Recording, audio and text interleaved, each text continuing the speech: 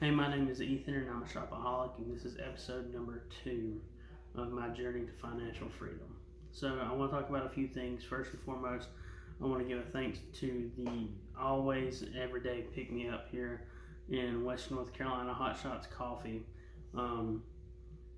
They're right next door to me on Main Street, and they're a great company. I actually went to high school with the guy who owns them, and go to Hotshots Coffee if you're visiting Marion. Go to Hotshots Coffee and ask for the steamroller. That's what this is. It's a $7 cup of coffee, but you can't go wrong with it. When you're talking about a financial freedom, and why I brought up the coffee, one thing that I've learned this week is that there are positives and negative expenses. If you pay for something, it needs to make money for you. So why this cup of coffee makes money for me, why I spend $7 on this cup of coffee, is because the way that he makes this cup of coffee, I will tell you there are 4 shots of espresso in it. It gets me up and going. It's the only cup of coffee I need, and it's what I use to get through the day. Without this cup of coffee, I make less money.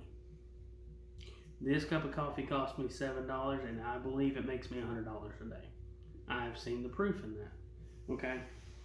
So I will continue buying that, and I will vouch for this cup of coffee. I'm not paid by Hotshots Coffee and Dakota in the camper downstairs to say that. That's just a really good cup of coffee, and it's valuable to me. Another thing that's valuable to me is the place that I'm in right now. This is not my home. This is my office on Main Street. And the reason why this is valuable to me is, and I've been here for 3 months, and I've seen the difference in being here.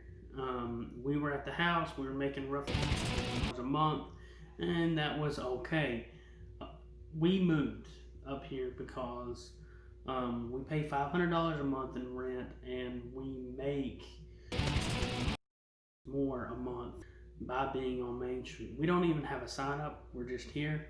But the fact that we can say, hey, we're on Main Street, people will come look for the office number when they see it on Instagram or Facebook or whatever, and say, all right, this is what I want. I need a website. I need social media signs or t-shirts or whatever. And we can give that to them.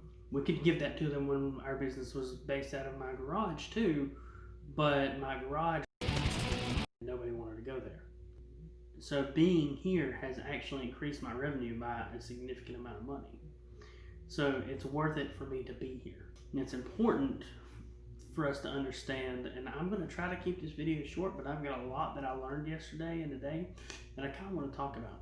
So another thing that I'm doing, I'll tell you what I've learned, and then I'll tell you what I'm doing now, and I kind of end it there. But what I've learned is, on your journey to financial freedom, I have been studying a lot of people, and they all kind of say this: a minimalistic life when you're trying to get to financial freedom is key. That when you buy clothes, the average American spends $160 a month on clothes for themselves alone, and there's 4 in my family, so I did the math, and that's roughly $5,000 a year. Now, the interesting thing about this, and the point to that is, everybody's a lot closer to financial freedom than what they think. Clothing is just my example. I say that because I haven't bought an actual shirt at price tag value since I got married, 7 years at least. Most of my clothes are simple colors. They're either white, black, light blue, or dark blue, or gray. And it's really that simple. And I think the reason why that is just because I like black. White works, and I like blue, and gray is just another color, and they all match whatever you want to wear. So it's just been a simplicity thing for me. I just grab clothes and put them on. Mathematically speaking, I didn't know how much I was worth, and I kind of figured out, let's just say I'm worth $40 an hour, okay? So if I'm worth $40 an hour, and I spend 5 minutes a day looking at clothes, not putting clothes on, but trying to decide what I want to wear. I spend 5 minutes a day doing that because I don't have an easy choice to make. That 5 minutes a day adds up. It's an hour every 20 days. Okay, and every 20 days, adds up to 18 hours and 15 minutes in a year that I spend. And 18 hours and 15 minutes in a year is roughly $750 a year that I'm spending on deciding what clothes I want to wear, and that adds up. That's something that's kind of important to look at when you're looking at your trip to financial freedom. Is basically take a step back and look at what you are doing and look at what you can do to make yourself more financially free from this point forward. But the one final thing that I want to talk about today that I've seen it done. I did my research on it. At first, I kind of thought it was crazy, but then I decided, you know what, maybe that's a good point. And I'm kind of doing this as a video thing, except for I do videos in the morning, so I started doing this. I got a journal, and it's not that it makes me any money, but I'm trying it out. Everybody else says to do it, so I'm trying it. That's what this is about. I'm not rich. I'm not what everybody else is, but I got a journal because a lot of other financially independent people who tell you how to make money tell you to get a journal and write everything down. Okay. And not only that, but people through history who were successful did the same thing.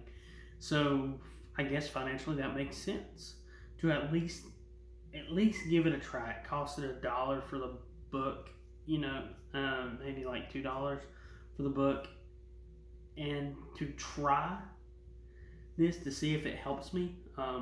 First of all, I'm ADHD, so that might help me a little bit. So I got a book and I wrote, and I got a journal, and I'm not only going to write my journal, I'm kind of going to share what I put. Some things are probably going to be personal, but it's important to write down things that happen, things that you need to remember, notable things. Everybody says if you want to be financially independent that you need to be around financially independent people, and that's mathematically and mentally a true thing. I have noticed that I have become more financially independent just by being around the people that I'm around. I had no money and I joined the stock market group. Okay, sounds counterintuitive, but I've learned so much more about running a business, and I went to college for running a business, and I've learned more in this group with people who do stock market stuff than anything. So I'm not going to say anything more about that. That's kind of personal and private stuff, and I don't want anybody else to go on that. But the point is, join people that are like-minded, people who know things. One of my friends always tells me, he says, if you want to be a millionaire, spend time with millionaires. It's really that simple. So do that. And that's all the time I want to spend on that, because I want to wrap this up. But the things that I learned yesterday is I sat down and I added up how much I charge for the work I do, and I figured out exactly how much I'm on average worth. I figured out for the last month how much I was worth. And by the way, I'm worth a lot more than I think, and you are too. And that's the most important thing that I learned yesterday, is I know my worth.